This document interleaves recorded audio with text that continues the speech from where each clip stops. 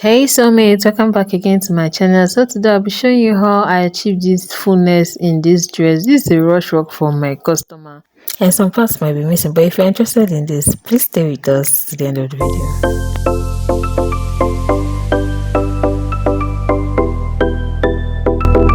Ria Auntie.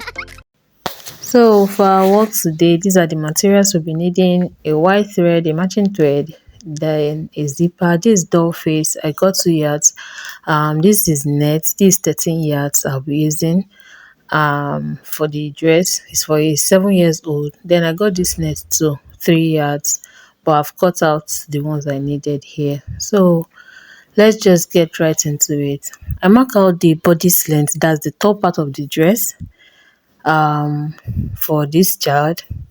I mark it out because I seem not to see my colored chalks and I have only white available. I used a pen to mark out some points, but don't really write on it because it might not leave. This is not an erasable pen. This is not a fabric pen. This is a regular pen. So I just put dots and faint lines. Don't worry, just follow me and I can see the lines from here. Um, so it's not really that beginner friendly because you might not understand what I'm doing here if you are not into it. You can check my previous videos on how to draft a bodice for a child. So I've done the length of this bodice, I've done the shoulder measurement, I've done the armhole depth, and the next thing I'm doing now is to impute the waist measurement, which is the child's waist circumference divided by 4 plus 1 inch allowance. So I'm done with all the markings and I'm cutting out here. Here, the only place I have to add allowance is the shoulder for the joining. The other part, the sewing allowance has been added to the mark. So this is the center front I've cut out and I'm going ahead to do the center back. These pieces I'm cutting out, for a regular dress you just cut out one piece each, but for this one I'll be using two pieces of both the front pattern and the back pattern. Reason being that I'm adding that fancy net to the outfit and it's transparent, so I need to layer it on this fabric. Then the other second piece I'll be cutting out will then be the lining. Do you get?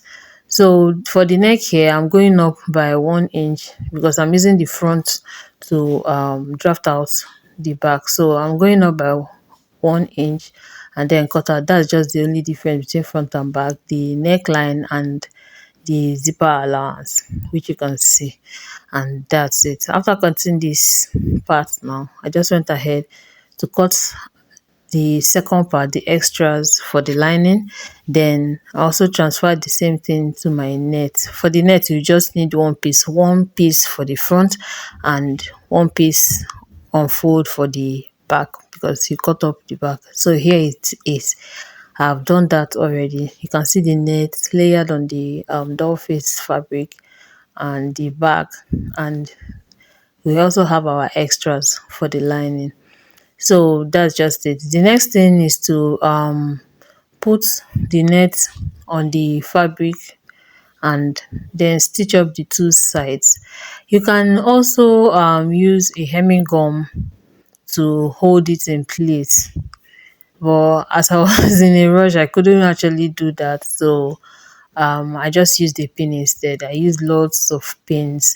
Like I said earlier in this video, this is an urgent work for my customer. The child really needed it, so I wasn't really able to capture most point, but I tried my best. So for the net now, cut out 3 layers because it's by 20 inches. The skirt length is 20 inches, and you know we have 13 yards here, so you cut 3 layers and then gather it one by one before joining the three pieces together. Remember, we're also using this fancy net for the dress that I'm making. So first of all, before we go deeper, let's just put this upper piece together by overlaying it on the doll face. Then you stitch the sides, and that's what I'm doing here. Please, if you're still watching and you have not subscribed to my channel, please tap on the subscribe button, give us a thumbs up, leave a comment in the comment section. I will be really glad to hear from you. So here I've done the gathering of the net, the three layers that I cut. I've gathered it one after the other, and also the net, fancy net fabric, and then join the four pieces together. The secret to the fullness is getting the right net texture and also the right yardage. Then I've also done this for the bodies. For the lining, I've also joined the bottom part, just a straight cut. I didn't really do the circle skirt for the lining. A straight cut from the 2 yards. Then you join it to the lining part of the top too, and I've woven. For the front, the top part have been done for the main dress. So this net I've gathered now will be going under, but for the lining I've completed it. Remember, the shoulders should still remain open. That's my style. I join the shoulders last, and it gives it a super neat finishing. So here I've joined the bottom part of the main fabric to the top part, as you can see. Remember our lining, we did it earlier. Our shoulders are still open because that's the last thing I usually do. The next thing now is to put the zipper neatly, and this zipper I'm adding it on the main fabric, not the lining. The zipper, I'm first attaching it to the main fabric, then before I use the lining to turn it over, so the inside is super neat. Do you get? The zipper is to be added only to the main fabric and then turned with a lining. Then I'll stitch up the shoulders as the last thing, and this is how I do it because I wasn't able to capture it. Also, you just take it in like that from the back and stitch up, and voila. So for the net type, I would advise you buy the ones that is still in bundles, not the one that have been rolled up or bunched up in a bag or stored somewhere. The one in a bundle comes out better.